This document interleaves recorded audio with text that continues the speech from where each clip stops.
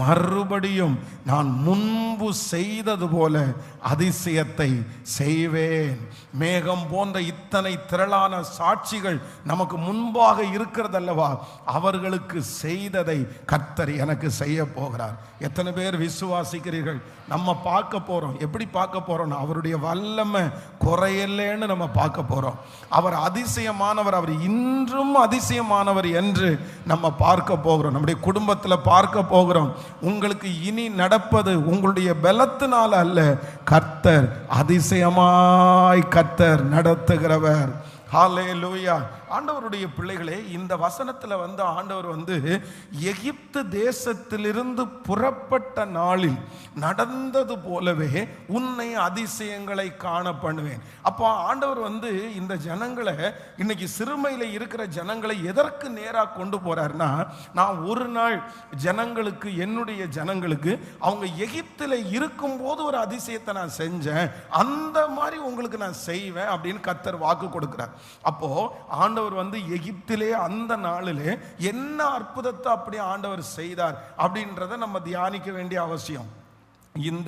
இந்த வசனத்தை வச்சு நம்ம நிறைய செய்திகளை நம்ம கேட்டிருக்கலாம். ஆனால் இன்றைக்கு நேற்றைக்கு இரவில் ஆண்டவர் திரும்ப ஒரு 3 காரியத்தை, எகிப்து தேசத்திலிருந்து ஆண்டவர் தன்னுடைய ஜனங்களுக்கு செய்த மிகப்பெரிய ஒரு 3 அதிசயத்தை குறித்து என்னோடு கூட கர்த்தர் பேசினார். அந்த வார்த்தையை நம்ம தியானிக்க போகிறோம். முதலாவதாக ஒரு வசனத்தை நம்ம வாசிக்கலாம். எல்லாரும் எடுத்துக்கொள்ளலாம். யாத்திராகமம் புஸ்தகத்தை எடுத்துக்கொள்ளுங்கள். யாத்திராகமத்தில் நீங்கள் 11ஆம் அதிகாரத்தினுடைய 2வது வசனத்திலிருந்து வாசிக்கலாமா? 11ஆம் அதிகாரம் 2வது வசனம். இப்பொழுது ஒவ்வொருவரும் அவனவன் அயலானிடத்திலும் ஒவ்வொருவனும் அவனவன் அயலானிடத்திலும் வெள்ளி உடைமைகளையும் பொன் உடைமைகளையும் கேட்கும்படி ஜனங்களுக்கு சொல் என்றான். அடுத்த வார்த்தை வாசிக்கலாம். அப்படியே கர்த்தர் ஜனங்களுக்கு எகிப்தியருடைய கண்களில் தயவு கிடைக்கும்படி செய்தார். மோசே என்பவன் எகிப்து தேசத்தில் பார்வோனுடைய ஊழியக்காரரின் பார்வைக்கும் ஜனங்களின் பார்வைக்கும் மிகவும் பெரியவனாய் இருந்தான். அடுத்து அப்பொழுது மோசே கர்த்தர் நடு ராத்திரியிலே நான் எகிப்தின் மத்தியில் புறப்பட்டு போவேன்.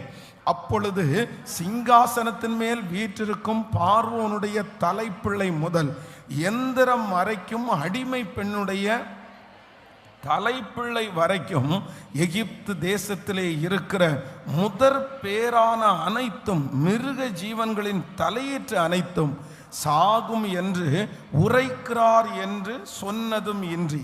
நீங்கள் அப்படியே 12ஆம் அதிகாரத்தினுடைய 35, 36 கூட வாசிக்கலாமே. யாத்திராகமம் 12ஆம் அதிகாரத்தினுடைய 35, 36. மோசே சொல்லி இருந்தபடி இஸ்ரவேல் ஜனங்கள் எகிப்தியரிடத்தில் வெள்ளி உடைமைகளையும் பொன் உடைமைகளையும் வஸ்திரங்களையும் கேட்டார்கள். கர்த்தர் ஜனங்களுக்கு எகிப்தியரின் கண்களில் தயவு கிடைக்கும்படி செய்ததினால் கேட்டதை அவர்களுக்கு கொடுத்தார்கள்.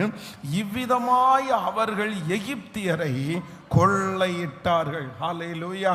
ஆண்டவருடைய பிள்ளைகளே, இந்த எகிப்து தேசத்திலிருந்து இஸ்ரவேல் ஜனங்கள் புறப்படும் போது அவர்களுக்கு நடந்த ஒரு மிகப்பெரிய அதிசயம் என்ன அப்படின்னா, நம்ம கூட பாடுவோம், பொன்னோடும் பொருளோடும் புறப்பட செய்தாரே, பலவீனம் இல்லாமல் அவர்களை காத்து கொண்டார்களே. அப்போ இஸ்ரவேல் ஜனங்கள் எகிப்திலிருந்து புறப்படும் போது அவங்க பொண்ணை எதிர்பார்க்கல, அவங்க வெள்ளியை எதிர்பார்க்கல, அவங்க சொத்துக்களை எதிர்பார்க்கல. எதுவுமே எங்களுக்கு வேண்டாம், எங்களை விட்டா போதும் அப்படின்னு தான் நினைச்சாங்க. எங்களுக்கு இந்த இடம் பிடிக்கல, ஆண்டவர் எங்களுக்கு கானானை வைத்திருக்கிறார், நாங்க இங்க இருக்க மாட்டோம், எங்களுக்கு எதுவுமே தேவையில்லை. இந்த மைண்ட் செட்ல தான் ஜனங்கள் எல்லாரும் அங்க இருக்கிறாங்க. ஆனா ஆண்டவர் என்ன வாக்கு கொடுத்திருந்தாருன்னா, இல்ல நான் உங்களை எப்படி புறப்பட பண்ணுவேன்னா, உங்களை வெறுமையா நான் புறப்பட பண்ண மாட்டேன், நான் உங்களை பொன்னோடும் வெள்ளியோடும் உங்களை புறப்பட பண்ணுவேன், ஆசீர்வாதத்தோடு புறப்பட பண்ணுவேன். கிட்டத்தட்ட ஒரு 400 வருஷமா இவங்க கஷ்டப்பட்டு அவர்களுக்கு உழைச்சு கொடுத்தாங்க. அப்படின்னா அந்த கட்டடங்கள் எல்லாம் இவங்க தான் கட்டினாங்க. அந்த அவ்வளவு தூரம் எகிப்து ஒரு மிகப்பெரிய ராஜ்யமாய் மாறுவதற்கு ரொம்ப காரணமாய் இருந்தவங்க யார் அப்படின்னா இஸ்ரவேல் ஜனங்கள் தான். இப்படி ஆண்டவர் பேசுகிற இந்த ஜனங்களுடைய மூதாதையர், அவர்களுடைய பாடுகள், அவர்களுடைய வேலைகள், அவர்களுடைய செங்கல் வேலைகள், அதன் மூலமாக தான் எகிப்து இப்போ வளர்ந்து ஒரு பெரிய நாடா நிக்குது. ஆனா இவங்க வெறுமையா போறதுக்கு ரெடியா இருந்தாங்க. ஆனா ஆண்டவர் என்ன செய்தார் என்றால், அவர்கள் யாரிடத்துல எல்லாம் போய் நின்றார்களோ, எங்கெல்லாம் நின்றார்களோ, அங்கெல்லாம் எல்லாருடைய கண்களிலையும் தயவு கிடைத்து கர்த்தர் அவர்களை பொன்னோடும் பொருளோடும் புறப்பட பண்ணினார். கடினமான இருதயம், எகிப்தியருடைய இருதயம் எப்படி இருந்துச்சுன்னா ரொம்ப கடினமா இருந்துச்சு. இஸ்ரவேல் ஜனங்களுக்கு அவங்க இறங்கவே இல்லை, அவர்களை கொடுமையாய் நடத்தினார்கள். வேதம் சொல்லுகிறது, ஆளோட்டிகளின் நிமித்தம் அவர்களை கஷ்டப்படுத்தினாங்களாமா. யாராவது ஒருத்தர் செத்து போனா கூட அடக்கம் பண்றது கூட விடாத அளவிற்கு கொடுமையாய் நடத்தினார்கள். ஈவு இறக்கமே காண்பிக்கல. ஆனா அப்படிப்பட்ட ஜனங்கள் இஸ்ரவேல் ஜனங்கள் புறப்படும் போது எப்படி நடந்துச்சு அப்படின்னா, கர்த்தர் அவருடைய இருதயத்தை கர்த்தர் திருப்பி அவர்கள் மத்தியில் ஒரு விசேஷித்த தயவை கர்த்தர் கட்டளையிட்டார். கல்லான சில இருதயங்களை ஆண்டவர் உடைய பண்ணினார். இஸ்ரவேல் ஜனங்களுக்கு பார்க்கிற எல்லாருடைய கண்களிலையும் தயவு கிடைத்தது. ஆமென் சொல்லுங்கள். நான் விசுவாசிக்கிறேன், இந்த மாதம் ஆண்டவர் வாக்கு கொடுக்கிறார். எகிப்து தேசத்திலிருந்து நடந்த அதிசயம் என்னன்னா, உடையாத மனசை கர்த்தர் உடைத்து, கல்லான மனசை கர்த்தர் கரைய பண்ணி, அவர்களுக்கு மனிதருடைய கண்களிலே கர்த்தர் தயவை கர்த்தர் கட்டளையிட்டார். தயவை கட்டளையிட்டார். நான் விசுவாசிக்கிறேன், உங்களுக்கும் எனக்கும் ஒரு அற்புதம் நடக்கும். யாருக்குமே இறங்காத இருதயம் உங்களுக்கு இறங்கும். யாருக்குமே கொடுக்காத கைகள் உங்களுக்கு கொடுக்கும். யாரையுமே உற்சாகப்படுத்தாதவர்கள் உங்களுக்கு உற்சாகப்படுத்துவார்கள். எப்படி தாவீது போன இடத்திலெல்லாம் கர்த்தருடைய கண்களில் அவனுக்கு தயவு கிடைத்ததோ, போன இடத்திலெல்லாம் எல்லா மனிதருடைய கண்களில் தயவு கிடைத்ததோ, கர்த்தர் வாக்கு கொடுக்கிறார், ஒரு விசேஷித்த தயவு உங்களுக்கு உண்டாக போகிறது. இதுவரையிலும் உங்களை பார்த்து எரிச்சல் அடைந்தவர்கள், இதுவரையிலும் உங்களை பார்த்த உடனே கோபப்பட்டவர்கள், நான் விசுவாசிக்கிறேன், இந்த வசனத்தின்படி அவர்களுடைய கண்களில் உங்களுக்கு தயவு கிடைக்க போகிறது. அவருடைய கண்களில் உங்க பிள்ளைகளுக்கு தயவு கிடைக்க போகிறது. இஸ்ரவேல் ஜனங்களுக்கு ஆண்டவர் செய்த பெரிய அதிசயம், ஆமென், எகிப்தியருடைய கண்களிலே தயவு கிடைக்கும்படி பண்ணினார். கல்லான இருதயம் உள்ளவர்களுடைய கண்களிலே தயவு கிடைக்க பண்ணினார். இந்த தயவு உங்களை எட்டாத உயரத்திற்கு கொண்டு போகும்.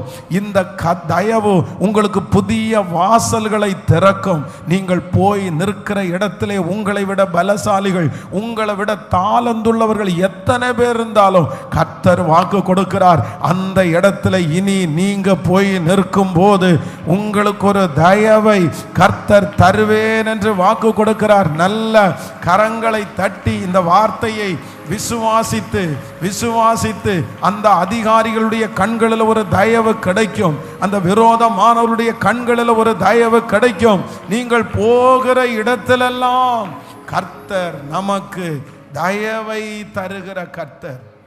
ஹல்லேலூயா. எகிப்து தேசத்தில் நடந்த ஒரு பெரிய அதிசயம் என்ன அப்படின்னா, அவங்களுக்கு இதுவரையிலும் திறக்காத இருதயம் அவர்களுக்காக திறந்துருச்சு. இதுவரையிலையும் கொடுக்காத கைகள் திறந்து அப்படியே எல்லாத்தையும் எடுத்துட்டு போங்க, எல்லாத்தையும் எடுத்துட்டு போங்க அப்படின்னு சொல்ற அளவிற்கு அவங்க இருதயம் திறந்துச்சு. இது சாதாரணமான காரியம் இல்லை, இது அதிசயம். இது அதிசயம். உங்களுக்காக எவ்வளவு கடினமான இருதயத்தையும் ஆண்டவரால திறக்க முடியும். விசுவாசிக்கிறீங்களா இல்லையா? நான் விசுவாசிக்கிறேன். இந்த பலிபீடத்திலிருந்து கர்த்தர் வார்த்தையை சொல்றேன், ஒரு அதிசயத்தை நீங்க பார்ப்பீங்க. அதுவும் எகிப்திலே இஸ்ரவேல் ஜனங்களுக்கு நடந்த அதிசயத்தை நீங்க பார்ப்பீங்க. இறங்காத மனசு உங்களுக்காக இறங்க போகிறது. கொடுக்காத கைகள் உங்களுக்காக கொடுக்க போகிறது. இனி நீங்கள் போய் நிற்கிற இடத்துல எத்தனை ஆயிரம் பேர் இருந்தாலும் உங்க மேல ஒரு தயவை கர்த்தர் உங்களுக்கு தருவதற்கு வல்லவரா இருக்கிறார். இந்த அபிஷேகம் எனக்கு வேணும்னு நீங்க ஜெபம் பண்ணுங்க. ஏசப்பா நீங்க அந்த காரியத்தை எங்களுக்கு செய்ய போகிறதற்காய் ஜெபம் பண்ணுங்க. இயேசுவே, இந்த வார்த்தையின்படியே எகிப்திலே இஸ்ரவேல் ஜனங்களுக்கு ஆமேன் அவர்களுடைய கண்களுக்கு தயவு கிடைத்தது போல நான் எந்த இடத்துல போய் நின்றாலும் இனி என்னை வெறுப்பார் இல்லை, இனி என்னை தள்ளுவார் இல்லை. நான் உயரும்படி, நான் வளரும்படி, பொன்னோடும் பொருளோடும் புறப்பட செய்யும்படி கர்த்தர் ஒரு தயவை கர்த்தர் எனக்கு கட்டளையிடுகிறவர். என்னுடைய கண்களிலே தயவை கட்டளையிடுகிறவர். ஹல்லேலூயா, ஆமென். ஒரு